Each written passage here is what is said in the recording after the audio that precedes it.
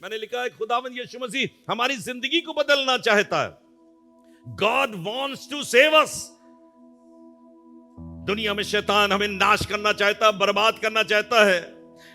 जितने पड़ोसी हैं बर्बाद करना चाहते हैं, हुक्मरान बर्बाद करना चाहते हैं। उनको मजा इसी बात का आता है। राज्य वो इसी बात के लिए कर रहे हैं, आप नाश हो जाओ, आप बर्बाद हो जाओ, आप कुछ मत सुनो, कानों में रोई लगाकर सो जाओ, हमारी ना सुनो, हमको राज करने दो। शैतान को इस बात में मजा आता है, लेकिन खुदावंद यीशु मसीह को मजा इस बात में आता है कि खुदा की आवाज को लोग सुने और उसके पीछे हो लें, उसकी नगमा परदाजी करें, उसकी होशन्ना के नारे लगाएं। उसको इसमें मजा आता है। इसलिए खुदावंद यीशु मसीह की बात को सुनने की आवश्यकता है। और फिर लिखा है मैंने आगे, लेकिन फकी और फरीसियों की मानिंद ना बने। फकी और फरीसियों की मानिंद ना बने। फकी फरीसियों में कुछ क्वालिटी नहीं कहेंगे, डिसक्वालिटी पाई जाती थी, डिसक्वालिटीज। और इसीलिए खुदा के कलाम मत्ती रचित सुसमाचार उसके 3 अध्याय के 7वें पद से अगर हम पढ़ना शुरू करें, 7वें और 8वें पद में कुछ इस तरीके से लिखा हुआ है, जब उसने बहुतेरे फरीसियों और सदूकियों को, फरीसियों और सदूकियों को बपतिस्मे के लिए अपने पास आते। यूहन्ना बपतिस्मा देने वाला जो खुदावंद यीशु मसीह से पहले इस दुनिया के अंदर आया, ध्यान देके सुनिएगा, यूहन्ना बपतिस्मा देने वाला जो खुदावंद यीशु मसीह से पहले इस दुनिया में मार्ग तैयार करने के लिए आया कि एक है जो मेरे बाद आने वाला है, जिसके जूती के बंद को खोलने की सामर्थ मेरे पास नहीं है, वो प्रचार करके कह रहा है, बहुत सी बातें कह रहा है। और जब वो उस झील के अंदर बपतिस्मा दे रहा था, यरदन नदी में बपतिस्मा दे रहा था और बहुत सी बातों को कह रहा था, तब भीड़ से भीड़ की भीड़ उससे बपतिस्मा लेने के लिए आने लगी, सुनने लगी। लोग बपतिस्मा लेते जा रहे थे, लोग निकलते जा रहे थे, लेकिन फिर उसने देखा ढेर सारे याजक, फकीह, फरीसी भी आए जो उससे बपतिस्मा लेने की चाहत रखते थे। तो लिखा हुआ खुदा के कलाम में, उसने बहुत से फरीसियों और सदूकियों को बपतिस्मे के लिए अपने पास आते देखा। ये जब फकीह और फरीसियों को आते देख रहा था, जैसे होता नहीं है जब आप किसी को अपने घर में आते हुए देखते हो, कोई शख्स दरवाजा खटखटाता है, जब कोई शख्स दरवाजे से एंट्री लेता है, आपको पूरा चरित्र समझ में आ जाता है, उसका सामने वाले का ये क्या करने आया है। अरे भाई, परसों इससे ये वाली बात हुई थी, नरसों ये बात हुई थी, ये तो जिंदगी भर से ये कड़वाहट बोता चला आया है, जिंदगी भर से लड़ाइयां इसकी जिंदगी के अंदर पाई जाती थी। और सब समझ जाते हैं, खत का मजमून जान लेते हैं, लिफाफा देखकर इंसान अंदर घुसा और सब कुछ समझ लिया। यूहन्ना बपतिस्मा देने वाला तो परमेश्वर का एक भविष्यवक्ता था, एक ऐसा शख्स था जो परमेश्वर के आने की बाट भी जो रहा था, कब आएगा कब आएगा। और वो कहने लगा, ऐसे लोगों को देखकर उसका चरित्र सामने, कैसा चरित्र था फकीह फरीसियों का, फरीसी और सदूकियों का कैसा चरित्र था। मैंने खुदा के कलाम में से निकाला 15 अध्याय मत्ती रचित सुसमाचार का, और उसके दूसरे पद में लिखा है कि ये इस टाइप के थे फरीसी लोग। कैसे लोग थे? अब सोचिएगा, हम और आप तो कहीं ऐसे नहीं हैं। जूम पर मौजूद तमाम लोग ध्यान करके देखें, कहीं हमारी तबीयत तो ऐसी नहीं है। जिंदगी गुजर गई खुदा के कलाम को पढ़ते और सुनते और समझते, और हो सकता है हम में से, पासवानों में से, लीडर्स में से कोई शख्स हो जो फरीसी की सी जिंदगी हो, सदूकी सी की जिंदगी। पासवान है, पादरी, ये भी मंदिर के बड़े बड़े हेड हैं, पुजारी हैं, और इनको पर यूहन्ना ने अपने पास आते हुए देख लिया। और ये कैसे लोग हैं? लिखा हुआ है, तेरे चेले एक ये कंप्लेन कर रहे हैं। फरीसी आया यीशु मसीह के पास और एक कंप्लेन करने लगा। क्या कंप्लेन करने लगा? तेरे चेले पुरानियों की रीतियों को क्यों टालते कि बिना हाथ धोए रोटी। अरे भैया, मेरे पापा ने, मेरे दादा ने, मेरे पुरखाओं ने बहुत सी चीजें सिखाई हैं, और हमने कलाम में और तमाम नविश्तों के अंदर, तमाम व्यवस्था की पुस्तकों के अंदर हमने पढ़कर देखा है कि क्या रीतियां थी। भाई वाह, वंडरफुल, क्या रीतियां हमारे बाप ने बनाई, हमारे दादा ने बनाई। तो वो जो पढ़ ली उसके ऊपर इतना अमल करने लगे जो पुरखों की बनाई हुई रीति थी। मैं परमेश्वर की भी रीत नहीं कह रहा हूं, पुरखों की बनाई हुई रीतियां थी, हमारे पापा ने कही थी। बहुत से लोग बच्चे हम में और आपसे ऐसे ही कहते हैं, मेरे पापा ने कहा था, मेरे दादा ये करते थे। और हम लोग कई बार बड़ी वाहवाही में उन बातों को बताते हैं जो शायद परमेश्वर को रास नहीं आती। पापा ने करी थी। पापा क्या स्वर्गदूत थे? पापा क्या देवदूत थे? आपके दादा क्या थे? पता नहीं उन्होंने कितनी गलाजत के काम किए, कितनी गंदे काम किए होंगे, और आप पापा की दुहाई दे रहे हो, आप दादा की दुहाई दे रहे हो। उनके द्वारा जो चरित्र डेवलप किया गया, जो चाल चलन आपको सिखाया गया, अगर है ठीक तो बहुत अच्छी बात, लेकिन अगर ठीक नहीं है तो उन बातों को कोड करने की जरूरत नहीं और उनको छोड़ देने की आवश्यकता है। और यहां पे लिखा है, तेरे चेले पुरानी, खुदावन यीशु मसीह से आके कह रहे हैं, वो बेचारे भूखे थे और मार्ग में चले जा रहे थे, बाले तोड़ तोड़ के खा रहे थे, भूख लगी हुई थी, कोई अच्छा काम करके निकले थे, परमेश्वरी काम कर रहे थे, मेहनत कर रहे थे, और लिखा तेरे चेले पुरानियों की रीत को क्यों टालते हैं? क्यों टाल देते हैं भाई? क्या दादा ने जो बताया उनको पता नहीं है? हमारे पुराने पुरखाओं ने बताया उनको मालूम नहीं है? लिखा हुआ है वो बिना हाथ धोए रोटी, अरे बाप रे, इतना बड़ा गुनाह, बिना हाथ धोए रोटी खा ली, अब तो जहन्नम अवश्य मिलेगी। इतनी बड़ी बात कह दी तो खुदावंद यीशु मसीह ने कहा, मरकुस रचित सुसमाचार उसके 7 अध्याय के 8वें पद में मसीह का एक जवाब लिखा हुआ है, क्योंकि तुम परमेश्वर की आज्ञा को टालकर मनुष्यों की रीतियों को मानते हो। क्या? परमेश्वर की आज्ञा को टाल के, परमेश्वर ने जो कहा वो हमें समझ में नहीं आ रहा, परमेश्वर जो बातें रोज रोज हमें समझा रहा है, जो उसके कलाम की बातें लिखी हुई समझ में आनी चाहिए, वो हमें समझ में नहीं आ रही। हमको तो हमारे पुरखाओं ने क्या सिखाया था? लिखा हुआ है, क्योंकि तुम परमेश्वर की आज्ञा को टालकर मनुष्यों की रीतियों को मानते हो। और उसने उनसे कहा, तुम अपनी रीतियों को मानने के लिए, क्या मानने के लिए?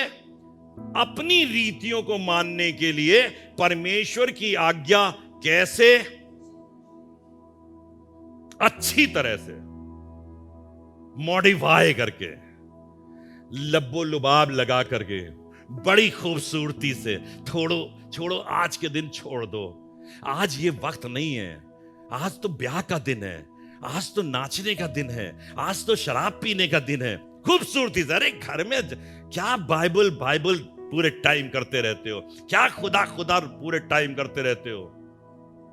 और हम चीजों को अपने जीवन में खराब होने देते हैं। उस समय हमारे बाप दादा ये करते थे, हमारे बाप दादा ये करते थे, वो बाप दादा करते होंगे, लेकिन आज अगर आपने खुदा के कलाम को पढ़ा है तो काश कि हमारी तबीयत ऐसी हो जाए कि हम परमेश्वर की बातों को समझने की कोशिश करें।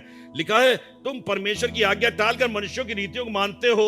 और आगे 9वें पद में लिखा, उसने उनसे कहा, तुम अपनी रीतियों को मानने के लिए परमेश्वर की आज्ञा कैसे अच्छी तरीके से टाल देते हो? लूका रचित सुसमाचार उसके 11वें अध्याय के 42वें पद में लिखा है, पर हे फरीसियों, पर हे पादरियों, हे लीडर्स, लिखा है, हे फरीसियों, तुम पर, बाप रे बाप, खतरनाक बात लिखी है, तुम पर हाय।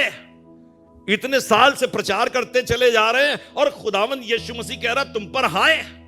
मंदिर में सेवा करते थे, तुम पर हाय। लिखा है, तुम पर हाय, तुम पुदीने और सुदाब का और सब भांति के साग पात का 10वां अंश देते हो, परंतु न्याय को और परमेश्वर के प्रेम को टाल देते हो। चाहिए तो था कि इन्हें भी करते रहते और उन्हें भी ना छोड़ते। खुदा अपने वक्तव्य में हमको शिक्षा दे रहा, बेटा बहुत सी चीजें हैं, तुम अक्षरशः उन बातों को मान लेते हो जो तुम्हारी रीतियां हैं, तुम्हारे तौर और तरीके हैं, अच्छा करते हो। बहुत से लोग आपको दुनिया के अंदर मिल जाएंगे, हम झूठ नहीं बोलते, हम चोरी नहीं करते, हमने कभी जिना नहीं किया, हमने कभी झूठी गवाही नहीं दी, हमने कभी अपने पड़ोसी की चीज का लालच नहीं किया। बहुत अच्छी बात है, इसमें गलत कुछ नहीं है, लेकिन हम यीशु मसीह को नहीं मानते, बड़ी चीज को हम नहीं मानते। हां, इन चीजों को मानते रहते हैं। खुदा का कलाम कहता है, बेटा यीशु से ही तो नजात है, यीशु पर विश्वास करने से तुमको नजात मिलेगी। काश कि हम अपनी जिंदगी के अंदर यीशु की नजात को ग्रहण कर लें, यीशु की नजात को आ जाने दें, और इसकी वजह, इसके कारण से हम चोरी करना शुरू कर दें। ये तो नहीं कह रहा खुदा, खुदा कह रहा है तुम ये भी करते और उसे भी, उसको भी करते रहते। आगे लिखा है खुदा के कलाम में, गलातियों की पत्री उसके 1 अध्याय के 14वें पद के अंदर, और अपने बहुत से जाति वालों से जो मेरी अवस्था के थे यहूदी मत में बढ़ता जाता था, और अपने बाप दादों के व्यवहार में बहुत उत्तेजित। फरीसी लोग बाप दादों के व्यवहार में कैसे होते हैं ये लोग? बहुत उत्तेजित। ये शाऊल की चर्चा की जा रही है। ये शाऊल जो बाद में पौलुस बन गया, जिसने खुदावंद यीशु मसीह को ग्रहण कर लिया, वो उसके बारे में लिखा है बाप दादों की रीतियों को मानने के लिए बहुत उत्तेजित था। वो अपने बहुत से जाति वालों से जो मेरी अवस्था के थे यहूदी मत में बढ़ता जाता था, और अपने बाप दादों के व्यवहारों में बहुत ही उत्तेजित था। पर फिलिपियों की पत्री 3 अध्याय 4 पद में लिखा हुआ है उसी पौलुस के बारे में, मैं तो शरीर पर भी भरोसा रख सकता हूं, और यदि किसी को शरीर पर भरोसा रखने का विचार हो तो मैं उससे भी बढ़कर रख सकता हूं। यह होता है ये फरीसी लोग हैं जो अपने जिस्मानी चीजों के ऊपर बहुत विश्वास करते हैं। हम में से बहुत से लोग होंगे, यहां पर बैठे हुए लोग होंगे, दुनिया में ऐसे हजारों लाखों लोग पाए जाते हैं जो अपनी एक्टिविटीज पे बहुत विश्वास करते हैं। हम बहुत अच्छे, उनसे बात करके देखो, अगर गलती से कोई नुक्ता लगा दो, कोई बात कह दो तो बहुत बुरा लग जाता है, क्योंकि हम अपने बाप दादों की रीतियों पर चलने वाले हैं और उसमें उत्तेजित रहते हैं, उत्साहित रहते हैं। लिखा है खुदा के कलाम में एक जगह पे लिखा, तू अपने माता पिता की आज्ञा का पालन करना, उनका आदर करना। तो खुदा के कलाम में यह भी लिखा हुआ है, और तुम इस आज्ञा का उल्लंघन करते हो और कह देते हो अपने माँ बाप से कि जो बात तुझको, जो कार्य हमको तेरे प्रति करना था, जो चीज तुझे समर्पित करनी थी, वो तो हम अपने परमेश्वर को कर चुके, अब हम तुझको कुछ नहीं कर, और आप परमेश्वर की आज्ञा का उल्लंघन कर देते हो। परमेश्वर चाहता है बेटा अपने माँ बाप की आज्ञा का पालन करो, बेटा फकी और फरीसियों की तरह ना बनो। और आजकल दुनिया के अंदर हमारी तबीयत ही कुछ इस तरीके की हो गई, सब लोग अपनी मस्ती में मस्त हैं, अपने दुनिया के तौर और तरीके में। हमारा खानदान तो फलाना खानदान है, हम तो फलाने खानदान के, हम फलाने खानदान के हैं, और लोग इस बात को बड़े गर्व के साथ कहते हैं, हमारा बाप फलाना था, हमारा बाप। अरे भैया, पापा से पूछो, पापा कहेंगे कि नहीं बेटा मेरा उदाहरण मत दिया करो, मैंने अपनी जिंदगी में कोई अच्छा काम नहीं किया, तुम क्यों ऐसा मेरा उदाहरण देते हो। फकीर फरीसियों की मानिंद ना बनो। और सदूकी लोग कैसे थे? उसने कहा फरीसियों और सदूकियों को बपतिस्मे के लिए आते हुए देखा। लिखा है मरकुस रचित सुसमाचार 12वें अध्याय उसके 18वें पद में, फिर उसने सदूकियों ने भी, जो कहते हैं कि मरे हुओं का जी उठना है ही नहीं। बताइए, हम लोग तो जिंदगी भर कलाम में पढ़ते आए, एक दिन खुदावंद यीशु मसीह हमको मृतकों में से जिलाएगा, हमको प्रभु यीशु मसीह लेने आएगा, कब्र अपने मुर्दों को दे देगी, समुंदर अपने मुर्दों को दे देगी, जमीन अपने मुर्दों को दे देगी। और सदूकी कहते हैं मृतक लोगों का पुनरुत्थान है ही नहीं, मतलब हमारी सारी आशा ही खत्म कर दी। और लोग इसको बड़े गर्व के साथ प्रचारित करते हैं। खुदावंद यीशु मसीह चाहता है हम अपनी जिंदगी को पुरानी तमाम गंदगी से छुड़ा करके हम खुदावंद यीशु मसीह के मार्ग पे चलते जाएं। जो कुछ शिक्षा वो दे रहा है उसके मार्ग पर आगे चलते चले। उसने कहा, जब उसने बहुत से फरीसियों और सदूकियों को बपतिस्मे के लिए अपने पास आते देखा तो उनसे कहा, क्या कहा? हे, अगर आज पादी साहब ये वाली बात कह दें तो बड़ा मुश्किल हो जाएगा। कोई भी लाख परमेश्वर की ओर से उसे कलाम मिला हुआ कि आज तुम बेटा कह देना। हे, क्या लिखा पादी साहब? पढ़िए, आप ही पढ़िए। कौन? सदूकी और फरीसी, कहिए पादरी। बहुत सी भीड़ आ रही है। हे सांप के बच्चों! अरे ये तो बहुत बड़ी बात कह दी, सांप के बच्चों।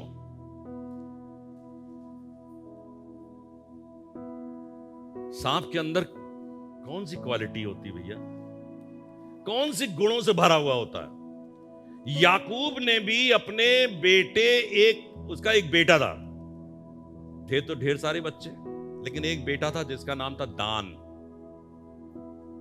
और दान के बारे में उसने इन्हीं शब्दों का उच्चारित किया और यही शब्द इस्तेमाल किए। और लिखा हुआ 49 अध्याय 17वें पद के अंदर, दान मार्ग में का एक सांप है। दान मार्ग में का एक सांप है और रास्ते में का एक नाग होगा। कोई अपने बच्चे को ऐसा कह सकता है? वो नाग होगा जो घोड़े की नली को डसता, जिससे उसका सवार पछाड़ खाकर गिर पड़ता है।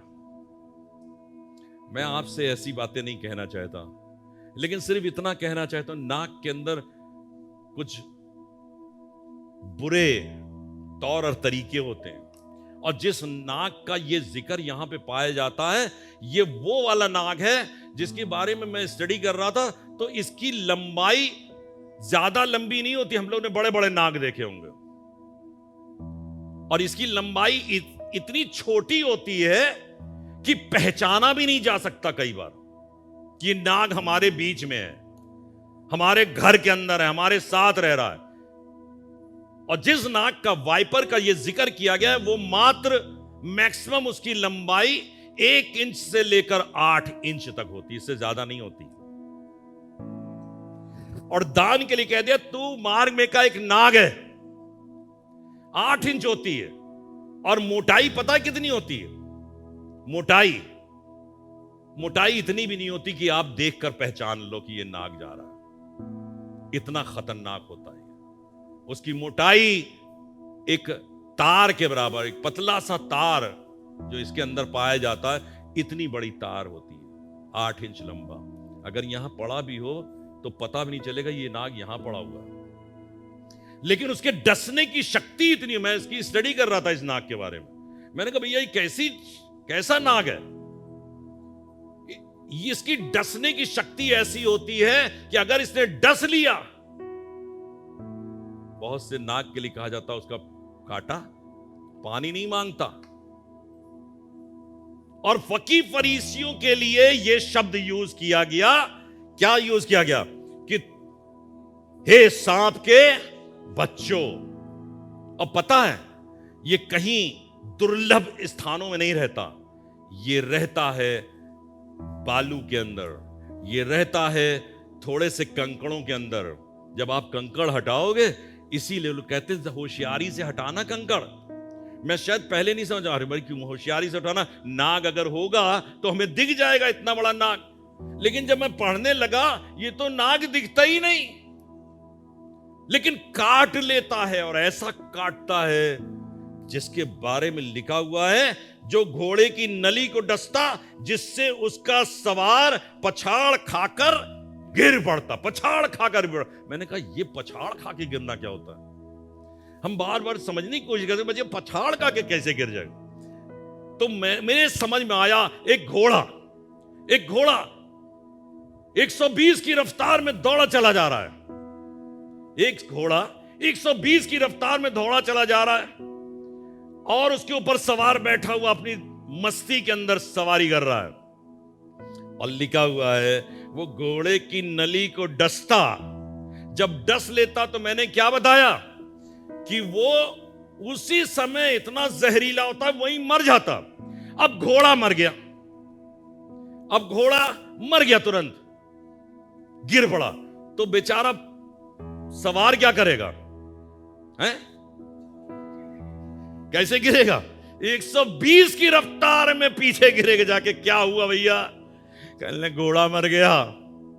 घोड़े को किसने मारा? एक सांप ने मारा। ये फकीर फरीसी ऐसे ही मारते हैं। जो लोग नाटक करते हैं, जो लोग ड्रामेबाजी करते हैं, और आपको ऐसे ड्रामेबाजी करने वाले दुनिया के अंदर बहुत मिल जाएंगे। और मेरी दुआ है, मैं प्रतिदिन दुआ करता हूं, खुदा बाप असेंबली बिलीवर्स चर्च पनकी को ड्रामेबाज ना बनाना। और मुझसे लोग कई बार इसी बात से खफा हो जाते हैं, क्यों पादी साहब आप उन बातों को कह दे तो मेरे दिल को चोट पहुंच जाती है। मैंने कहा दिल को चोट पहुंच जाए, अगर आप बच जाओ तो मेरे लिए ये बहुत खूब हो। मेरे दिल की तबीयत है इंसान बच जाए।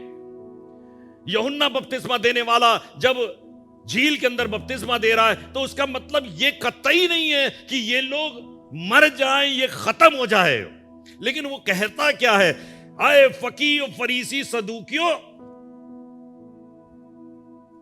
हे सांप के बच्चों, तुम्हें किसने जता दिया कि आने वाले क्रोध से भागो? कौन कह रहा है तुमसे? तुम ऐसे कार्यों करते। मेरा मकसद तो सिर्फ इतना सा है, मन फिराओ के योग्य। अरे भाई बचाना चाहता है ये।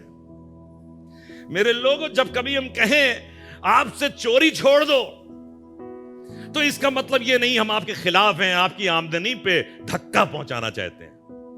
लेकिन चोरी अच्छी बात नहीं है। अगर हम कह रहे हैं झूठ छोड़ दो, तो इसलिए नहीं क्योंकि हम आपसे नफरत करते हैं।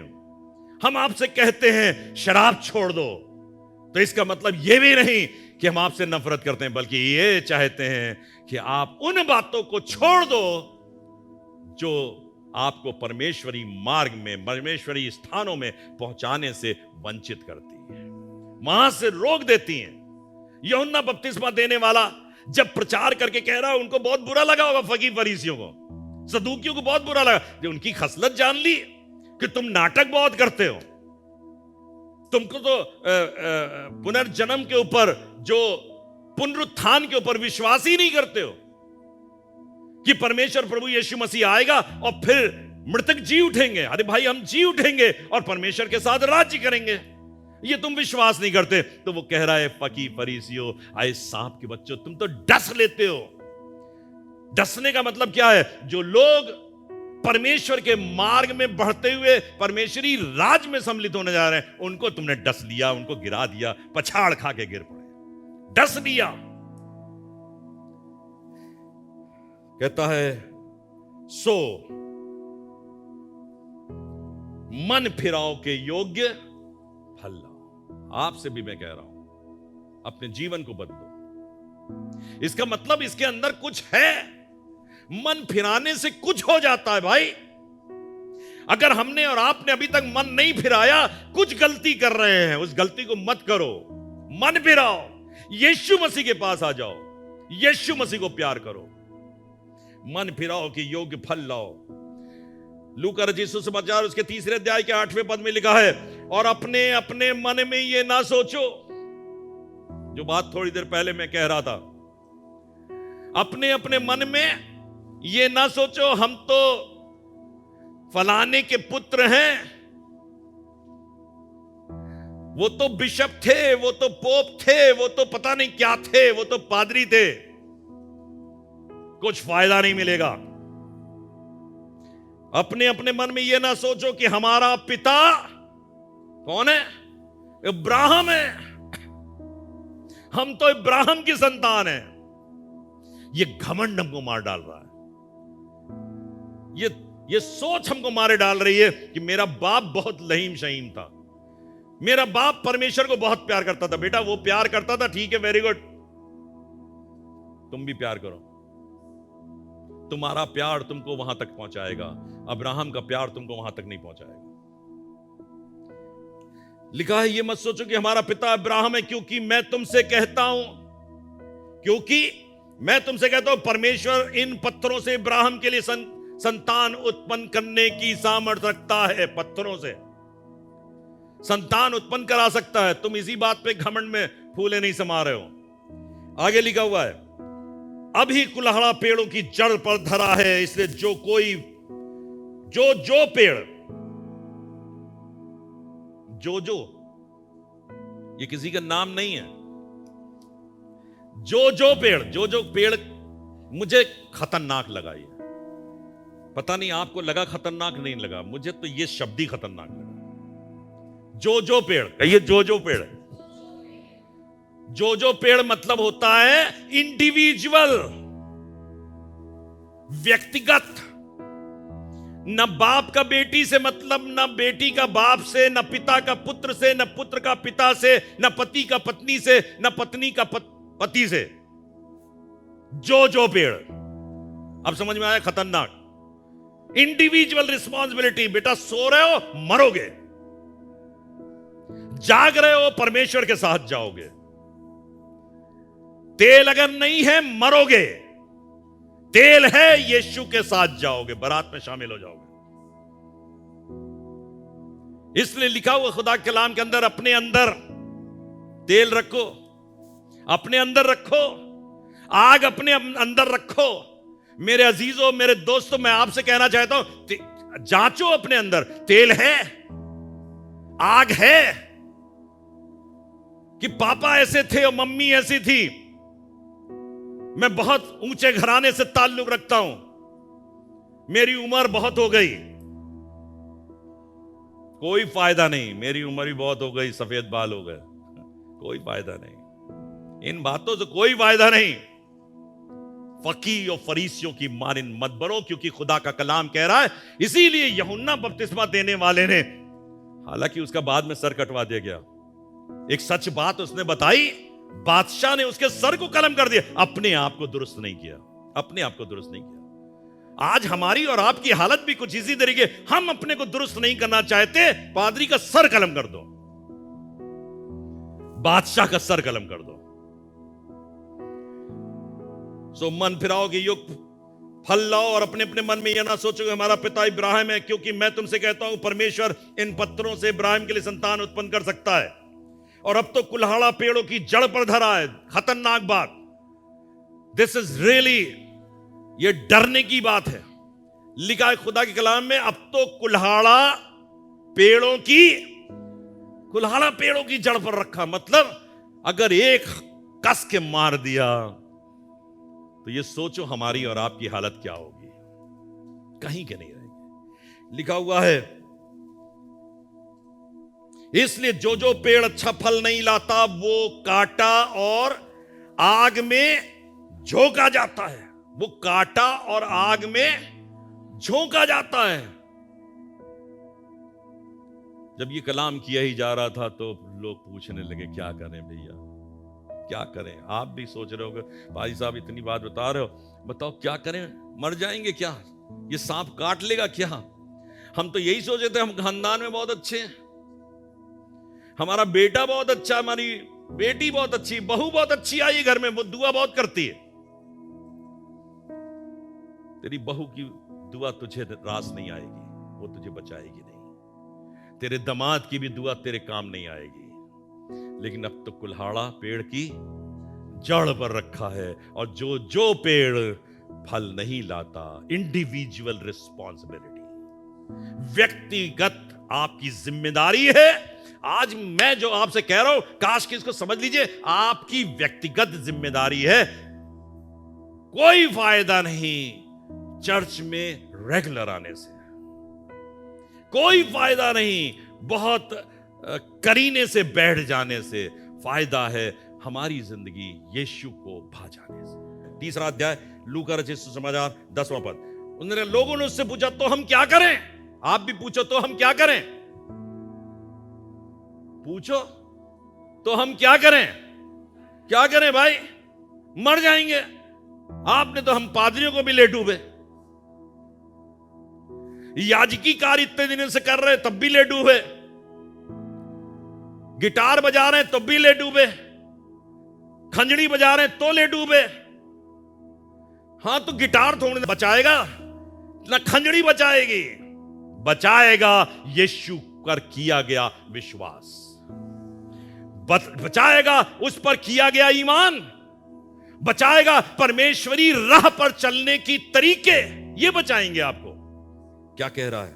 तो उसने उत्तर दिया, जिसके पास 2 कुर्ते हो वो उसके साथ जिसके पास नहीं है बांट दे, और जिसके पास भोजन हो वो भी कैसा करे? ऐसा ही करे। बहुत कठिन काम है भाई। जिस समय हमको भूख लगी हो और सामने 2 रोटी रखी हो या 1 रोटी रखी हो और पेट कह रहा हो, कुलबुला रहा हो कि खा लो, सामने अच्छा कोरमा भी रखा हो और उसी समय पादी सुजीत मसीह आ जाए, बहुत अच्छे प्रिय हमारे पादी साहब, और कह रहे पादी साहब 3 दिन से खाना नहीं खाया। हमने कहा थोड़ी देर बाद बता देते ही। इतनी जल्दी बोलने की क्या जरूरत थी कि 3 दिन से खाना नहीं खाया? हमने भी तो सवेरे से खाना नहीं खाया, भूख लग रही है। लिखा हुआ है जिसके पास भोजन ना हो वो भी ऐसा ही करे। आगे लिखा है 12वें पद में लिखा है, और महसूल लेने वाले भी बपतिस्मा लेने आए और उससे पूछा, हे गुरु हम क्या करें? महसूल लेने वाले मतलब चुंगी ले, टैक्स कलेक्टर, टैक्स लेते हैं बहुत से लोग। महसूल लेने वाले भी आए तो उनका, गुरु जी हम क्या करें, हम तो नौकरी कर रहे हैं। बेटा नौकरी करना गलत बात नहीं, नौकरी के बाद नीचे से क्या करते हो तुम? अंडर द टेबल क्या करते हो? तो लिखा हुआ है, उन्होंने पूछा हे गुरु हम क्या करें? उसने उनसे कहा, जो तुम्हारे लिए ठहराया गया है, जो तनख्वाह तुम्हारे लिए ठहराई गई है उससे अधिक ना लेना। Very good. ये बात समझ में नहीं आ रही क्योंकि यही तो हमारी कमाई है। जो तनख्वाह है वो तो हमारी पेंशन है। उस जो तुम्हारे लिए ठहराया गया है, अगर 200 रुपए ठहराए गए हैं, 300 रुपए ठहराए गए, 50 रुपए ठहराए गए, उससे अधिक ना लेना। और दुनिया में इसी किस्म के लोग हैं। नौकरी चाहे कुछ भी करते हो, चाहे पानी का कनेक्शन देने वाले हो, चाहे बिजली का कनेक्शन देने वाले हो, चाहे कोई और काम करने, भैया क्या मिलेगा? क्या मिलेगा? कई बार सवाल हो करने के मन नहीं करता आपका, क्या मिलेगा? जब तनख्वाह नहीं मिलती निकाल दिए गए क्या ऑफिस से? जो तुम्हारे लिए ठहराया गया उससे अधिक मत लेना। वो आके कहने लगे, सिपाही आए टोप लगा के, उस समय रोमी सल्तनत थी, टोप लगा के आए होंगे भाला लेकर के। सिपाहियों ने भी उससे पूछा, हम क्या करें? सब मालूम बेटा तुमको, सब मालूम है तुमको, लेकिन तुम नाटक फैला रहे हो। बहुत से जसूगी फरीसी ये नाटकबाज थे।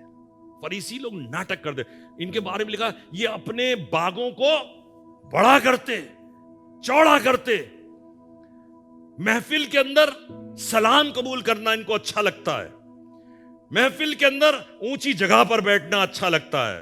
लिखा हुआ है किसी पर उपद्रव ना करना, ना झूठा दोष लगाना, और क्या लिखा है? और अपनी मजदूरी पर जो ठीक ठीक है बेटा ले लेना। अपनी मजदूरी में संतोष करना। जब मजदूरी पर संतोष करोगे तो खुदा उस मजदूरी पर आशीष देगा। खुदा उस मजदूरी, आप क्या सोचते हो? आपकी आशीष, आपकी शांति, आपका इत्मीनान आपकी तिगड़मों पर आधारित है? नहीं। बहुत तिगड़में करी, कभी शांति नहीं मिली, लेकिन शांति मिलेगी परमेश्वरी योजना के अधीन होकर। जो परमेश्वर कह रहा है उसके, लिखा हुआ है अपनी मजदूरी पर संतोष करना। तब एक और भाई आया, एक और लिखा हुआ है, बहुत अच्छा था, ये बहुत बढ़िया, सब अच्छे अच्छे काम करता था। ये इसका जिक्र है 19वें अध्याय के 8वें पद में। और यहां लिखा लू का रचित सुसमाचार 19वां अध्याय 8वां पद, ये लिखा, और जक्कई ने खड़े होकर प्रभु से कहा। किससे कहा? प्रभु से कहा, हे प्रभु देख, मैं अपनी आधी संपत्ति कंगालों को देता हूं। अरे बाप रे बाप, ये वाला मौका भी कई बार हम लोग को आपको मिल जाएगा। हम तो सब कुछ अच्छा करते हैं। आधी संपत्ति कंगालों को देता हूं, जो हम अभी पढ़ा रहे थे। और यदि किसी से कुछ अन्याय करके ले लिया है, यदि किसी से कुछ अन्याय करके ले लिया, तो उसे चौगुना फेर देता हूं। इतनी बढ़िया बढ़िया काम कर। खुदा बाप कह रहा है, बेटा इससे नजात नहीं है। खुदावंद यीशु मसीह ने पता क्या जवाब दिया था उसे? आज इस घर में उद्धार आया है, मेरी मौजूदगी। देखिए खुदा, मैंने अभी थोड़ी देर पहले, काश कि तुम ये भी करते और ये भी ना छोड़ते। मैं ये नहीं कह रहा हूं ये करना छोड़ दो, यीशु पर विश्वास करो और सब करना बुराई, सब अच्छे काम करना छोड़, अच्छे काम करो और यीशु पर विश्वास करो। और ये जक्कई अच्छे काम करता था, जो कुछ व्यवस्था में लिखा हुआ उसको पालन करता था। लेकिन खुदा ने कहा, आज इस घर में तुम अच्छे काम करते हो। दुनिया में बहुत से लोग हैं अच्छे काम करते हैं, अन्य जातियों में बहुत से लोग हैं अच्छे काम करते हैं, कोई गलत काम नहीं करते। लेकिन यीशु पर विश्वास कर, आज इस घर में उद्धार आया है। चलिए आखिर में आगे बढ़ते हैं। दूसरा कुरिन्थियों उसके 5 अध्याय उसके 17वें पद को पढ़िए। यहां पे लिखा है, सो अब क्या मैं आखिर कर रहा हूं, सो यदि कोई मसीह में है, सो यदि कोई मसीह में है, वो नई सृष्टि है। हमको खुदावंद यीशु मसीह नई सृष्टि, नया इंसान, नया जीवन देना चाह रहा है। वो यदि कोई मसीह में है, आप अच्छे काम करो, यस यू डू इट। फरीसियों सदूकियों की मानिंद मत बनो, जो लोग अपने ऊपर घमंड करते, अपनी ताबीजों को चौड़ा करते, उनके तरह के मत बनो। हां, अच्छे काम करो। यदि कोई मसीह में है तो वो नई सृष्टि है, पुरानी बातें बीत गई, देखो वो सब की सब नई हो गई। आज नए हो जाओ, नए हो जाओ। खुदावन चाहता है अपनी बुराई को छोड़कर नए हो जाओ। आगे लिखा है 7वें अध्याय, दूसरा कुरिन्थियों 7 अध्याय 9वें पद में, अब मैं आनंदित हूं, पर इसलिए नहीं कि तुमको शोक पहुंचा। इसने सब समझा दिया, सारी चीजें समझा दी। समझाने के बाद कह रहा, अब मैं आनंदित हूं, इसलिए नहीं कि तुमको शोक पहुंचा, बल्कि इसलिए कि तुमने उस शोक के कारण मन फिराया। अगर किसी से कह दिया, बेटा तुम चोरी करते हो, उसको बड़ा एकदम खटास हो जाती ना, कि बताइए हमको चोर बता दिया। किसी से बता दिया, तुम बेटा रोज रोज चर्च जाते हो, बिल्कुल जिंदगी तुम्हारी गंदी है, तो उसको बड़ा चोट पहुंचा। बताइए हम चर्च जाते, मेरी जिंदगी गंदी। हाँ, चर्च का जाना तुमको बचा थोड़े ना रहा, जिंदगी का बदल जाना तुमको बचाएगा। अगर चर्च जाकर तुम जिंदगी बदल लेते हो तो ये बात तुमको बचाएगी। तो ये पौलुस रसूल यहां पर कह रहा है, अब मैं आनंदित हूं, पर इसलिए नहीं कि तुमको शोक पहुंचा, वरन इसलिए कि तुमने उस शोक के कारण मन फिराया, क्योंकि तुम्हारा शोक परमेश्वर की इच्छा के अनुसार था। हमारी ओर से तुम्हें किसी बात की हानि, हम यही कहना चाहते हैं आपसे, हम नहीं चाहते आपको दुख पहुंचे, लेकिन अगर दुख आपके उद्धार का कारण बन जाता है, दिस इज वेरी गुड, ये दुख अच्छा है। 10वें पद में लिखा, क्योंकि परमेश्वर भक्ति का शोक, क्योंकि परमेश्वर भक्ति का शोक ऐसा पश्चाताप उत्पन्न करता है जिसका परिणाम उद्धार है, और फिर उससे पछताना नहीं पड़ता, परंतु सांसारिक शोक मृत्यु उत्पन्न करता है। परंतु सांसारिक शोक, अगर आज आपका दिल दुख जाए, यहां बैठे हुए लोग आपका दुख दुख जाए, आपको लगे कि पादी साहब ने आज क्या कह दिया, बहुत शोकित हो गए, कोई फर्क पड़ने की बात नहीं, आप मत पीड़ित होइएगा, क्योंकि परमेश्वर भक्ति का शोक क्या होता है? ऐसा पश्चाताप उत्पन्न करता है जिसका परिणाम उसका परिणाम नजात है। जूम पर मौजूद हमारे भाइयों, हमारे साथियों, हम आपसे भी कहना चाहते हैं, अगर आपको परमेश्वरी शोक इस समय हो रहा है, कोई बात ऐसी लग रही है जो आपको चोट पहुंचा रही, मैं आपसे एक ही बात कहूंगा, खुदा बाप के चरणों पर आकर उद्धार को हासिल कर, नजात को हासिल कर। याद रखिएगा, हमारे बचपन से लेकर जवानी तक बहुत से कार्यों ने लोगों को जहन्नम पहुंचा दिया होगा, लेकिन आज एक काम करिए, अपने एक कार्य के द्वारा बहुत से लोगों को आसमानी राज्य में पहुंचा दीजिए। आखिर पद 11वां, सो देखो इसी बात से कि तुम्हें परमेश्वरी भक्ति का शौक हुआ, तुम में कितनी उत्तेजना और प्रत्युत्तर और रिस और भय और लालसा और धुन और पलटा लेने का विचार उत्पन्न हुआ है। तुमने सब प्रकार से यह सिद्ध कर दिखाया है कि तुम इस बात में निर्दोष हो। क्या क्या होगा, क्या क्या होगा जब आप शोक से ग्रसित हो जाओगे? खुदा बाप मैं बचना चाहता हूं, प्लीज मुझे माफ कर दो। रात में लेट करके घुटनों के बल हो करके परमेश्वर के साथ एक कमरे में बंद होकर खुदा से कहो, खुदा बाप प्लीज माफ कर, बहुत गलती हो गई। बार बार समझाया जाता था, नहीं समझ में आया, हमसे गलती हो गई, प्लीज माफ करो। इसमें क्या करने की जरूरत है? क्या होगा? लिखा हुआ है तुम में उत्तेजना आएगी। क्या आएगी? जब ऐसा वक्त आएगा तब कहोगे अब मैं काम करूंगा, मैंने बहुत समय बर्बाद किया, अब मेरे उत्तेजित हो खुदा बाप तेरा काम करने के लिए, तेरी सेवा करूंगा। उत्तेजना। और क्या लिखा है? प्रत्युत्तर। आपको सही सही जवाब देना आ जाएगा, सही सही। किसी शख्स के कटु वचन, कठोर वचन, आपके भाई के कठोर वचन, आपकी बहन के कठोर वचन, आपके बापा के कठोर वचन, अच्छा बहुत चर्च जा रहे हो, तो हमको समझ में नहीं आता हम जवाब क्या दें। हाँ चर्च जा रहे हैं तो समझ में नहीं आता हम क्या जवाब दें, लेकिन सही सही जवाब देना आ जाएगा। लिखा प्रत्युत्तर। और क्या? रिस। और क्या है? भय, परमेश्वर से भय, लालसा और धुन। धुन आ जाएगी, अब तो हम करेंगे, यीशु तेरी सेवा करेंगे। और लिखा हुआ है तुमने सब प्रकार से यह सिद्ध कर दिखाया कि तुम इस बात में निर्दोष हो। और यही बात परमेश्वर को अच्छी लगती है। ये परमेश्वर चाहता कि हम अपने जीवन को बदल दें। देखिए बहुत दिन गुजार लिए हमने बुराई बुराई खेलने में, शायद हम बैठते ही इसीलिए हैं। कई बार हम लोग आपस में बैठते हैं, आओ बुराई करेंगे, सोच के आते हैं, पहला शब्द बोलते हैं बुराई वाला। अंकल ऐसी बात हुई थी, आंटी ऐसी बात हुई है, अरे भाई थोड़ा सा हजम कर लो, थोड़ा खा जाओ, वो जीवन बदल जाएगा, सामने वाला जीवन बदल जाएगा। अगर तुमने उसकी बुराई को उछाल दिया, था गलत कोई बात नहीं, उसकी बुराई को उछालो नहीं, ढांप दो।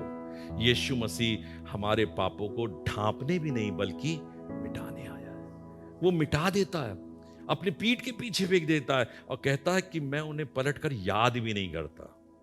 हमको ऐसे ही बनने की आवश्यकता, लोगों की जिंदगी को बचाने की आवश्यकता है।